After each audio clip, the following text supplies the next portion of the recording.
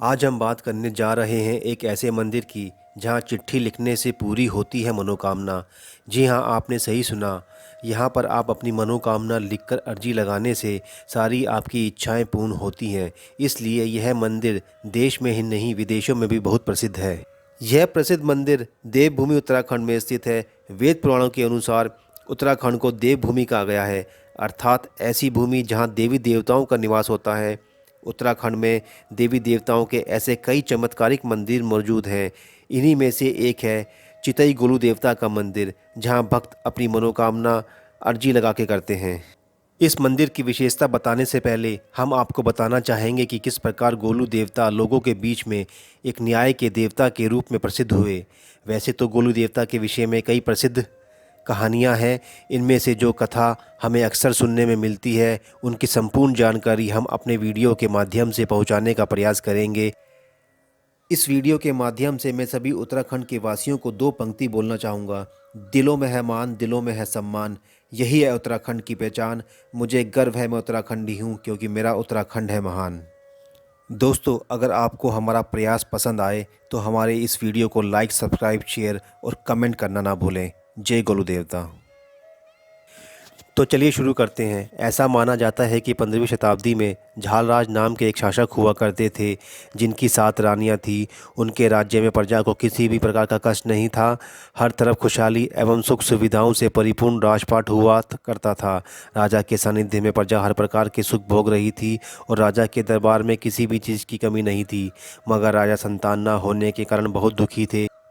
जैसे जैसे समय बीतता जा रहा था, राजा को भविष्य की चिंता सताने लगी कि उनके बाद उनका राजपाट कौन संभालेगा, जिसे सोचकर राजा झालराज अक्सर दुखी हो जाते थे। जब हर प्रकार के प्रयास करने के बाद भी राजा को कहीं सफलता नहीं मिली, तो उन्होंने विचार किया क्यों ना ज्योतिष ज्ञान का सहारा लिया जाए। तब एक आचार्य ने उन्हें भगवान भैरवनाथ की पूजा करने की सलाह दी। राजा आचार्य की बातों से काफ़ी प्रभावित हुए और संतान प्राप्ति की इच्छा हेतु भैरवनाथ को प्रसन्न करने के लिए उनकी विधिवत पूजा अर्चना करने लगे। राजा की इस भक्ति भावना को देखकर भैरवनाथ ने दर्शन दिए और बोले, राजा, मैं तुम्हारे भक्ति भाव और प्रजा के प्रति प्रेम देखकर बहुत प्रसन्न हूँ। तब राजा ने भगवान भैरवनाथ के सम्मुख संतान प्राप्ति की इच्छा जताई तो भैरवनाथ ने कहा, हे राजा, तुम्हारी किस्मत में कोई संतान सुख नहीं है, मगर मैं खुद तुम्हारे संतान के रूप में जन्म लूँगा। उसके लिए तुम्हारी 7 रानियों में से कोई भी योग्य नहीं है। इसके लिए तुम्हें 8वां विवाह करना होगा। तब भगवान भैरवनाथ की बात सुनकर राजा की प्रसन्नता का ठिकाना ना रहा और राजा 8वीं रानी की खोज के लिए निकल पड़े। कुछ समय बीत जाने के बाद एक दिन राजा जंगल में शिकार पर अपने सैनिकों के साथ निकले तो राजा को बहुत प्यास लगी और पास के तालाब से पानी लाने को कहा। परंतु एक एक करके सभी सैनिक पानी लाने के लिए जाते हैं, पर वापस कोई नहीं आता। तब राजा ने खुद जाने का निर्णय लिया। जैसे ही राजा तालाब के निकट पहुंचते हैं तो सभी सैनिकों को बेहोश अवस्था में पाते हैं, जिसे देखकर राजा अचंभित हो जाते हैं। तभी उनकी नज़र तालाब किनारे खड़ी एक सुंदर युवती पर जाती है। युवती राजा को बोलती है, यह तालाब उसका है तथा आप और आपके सैनिक बिना मेरी आज्ञा के इस तालाब से पानी नहीं पी सकते। राजा युवती को अपना परिचय देते हुए कहते हैं, मैं झालराज चंपावत का राजा हूँ। हमें और हमारे सैनिकों को बहुत प्यास लगी है, कृपया आप हमें इस तालाब से पानी पीने की आज्ञा दीजिए। युवती को राजा की बातों पर यकीन नहीं होता और राजा से कहती है कि मैं कैसे यकीन मान लूँ कि आप ही चंपावत के राजा झालराज हो। अगर तुम सच में चंपावत के राजा हो तो सामने लड़ रहे 2 सांडों को छुड़ाकर दिखाओ, तब मैं यकीन मानूंगी कि तुम ही राजा झालराज हो। राजा ने दोनों सांडों की लड़ाई छुड़ाने का बहुत प्रयत्न किया, किंतु राजा दोनों सांडों के बीच की लड़ाई नहीं छुड़ा सके। तब युवती ने ही उन दोनों सांडों की सींग पकड़कर उन्हें अलग किया। युवती का साहस देखकर राजा बहुत प्रभावित हुए और युवती से उसका परिचय मांगा। तब युवती ने बताया कि वह पंचदेव की बहन कलिंगा है। युवती की योग्यता और सुंदरता पर मोहित होकर राजा ने उसके सम्मुख विवाह का प्रस्ताव रखा, परंतु युवती बोली, मेरे भाई इस प्रस्ताव को स्वीकार करेंगे तभी मैं यह प्रस्ताव स्वीकार करूंगी। तब राजा ने युवती के 5 भाई पंचदेवों के सम्मुख विवाह का प्रस्ताव रखा और युवती के भाइयों की सर्वसम्मति से झालराज और कलिंगा का विवाह संपन्न हुआ और राजा रानी कलिंगा को अपने राज्य में ले आए। कलिंगा अत्यंत ही सुंदर एवं धर्मपरायण स्त्री थी। राजा का कलिंगा के प्रति प्रेम देखकर अन्य रानियां उससे ईर्ष्या करने लगी। कलिंगा ने सोचा, समय के साथ साथ सातों रानियां भी उसे अपना लेंगी, लेकिन नियति को कुछ और ही मंजूर था और रानी कलिंगा गर्भवती हो गई। यह खबर सुनते ही पूरे नगर और राजमहल में खुशियों का ठिकाना ना रहा। यह खबर सुनकर सातों रानियों की ईर्ष्या का कोई ठिकाना ना रहा। सभी यह सोचने लगी कि कहीं संतान के जन्म लेने के बाद राजा उन्हें छोड़ ना दें या फिर हमेशा के लिए कलिंगा के ना हो जाएं। और सातों रानियां मिलकर कलिंगा के संतान को खत्म करने की योजना बनाने लगी। इसी दौरान सातों रानियों ने कलिंगा की संतान को खत्म करने का भरसक प्रयास किया, परंतु वे सभी प्रयासों में असफल रहीं। और वह समय आ ही गया जब रानी ने पुत्र को जन्म दिया तो यह भ्रम फैला दिया कि रानी कलिंगा ने सिलबट्टे को अर्थात पत्थर को जन्म दिया। उस नवजात शिशु के जन्म के बाद बच्चे को मारने का भरसक प्रयास किया।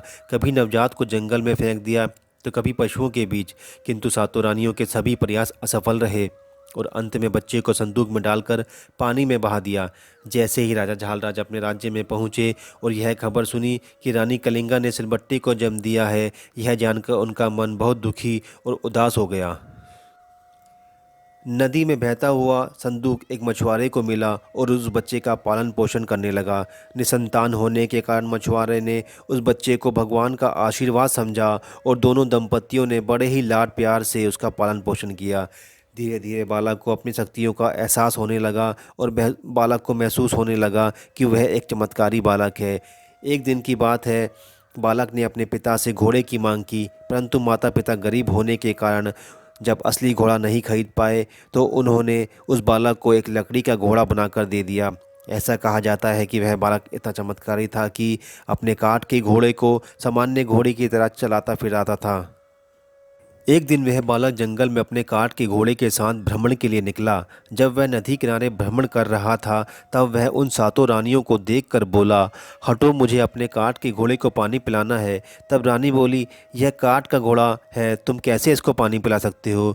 और रानियों के मना करने पर भी जब बालक नहीं माना तब सैनिकों से बोलकर उसे राजा के सम्मुख प्रस्तुत किया। सातों रानियों ने पूरी कथा बताई। फिर राजा ने बालक से पूछा, क्या यह सच है कि तुम्हारा काठ का घोड़ा पानी पीता है। तब बालक बोला, जी महाराज, अगर रानी कलिंगा सिलबट्टे को जन्म दे सकती है तो मेरा काठ का घोड़ा क्यों नहीं पानी पी सकता। उसका उत्तर सुनकर राजा बोले, बालक तुम कौन हो, अपना परिचय दो। तब बालक ने बोला, महाराज मैं आपका सिलबट्टे वाला बालक हूँ जिसे इन सातों रानियों ने संदूक में बंद कर पानी में बहा दिया था। यह बात सुनकर सातों रानियां घबरा गई और वहां से चली गई। फिर बालक ने राजा को सारी कथा बताई और किस प्रकार से मुझे मारने का प्रयास किया गया। महाराज मैं वही आपका सिलबट्टे वाला पुत्र हूँ।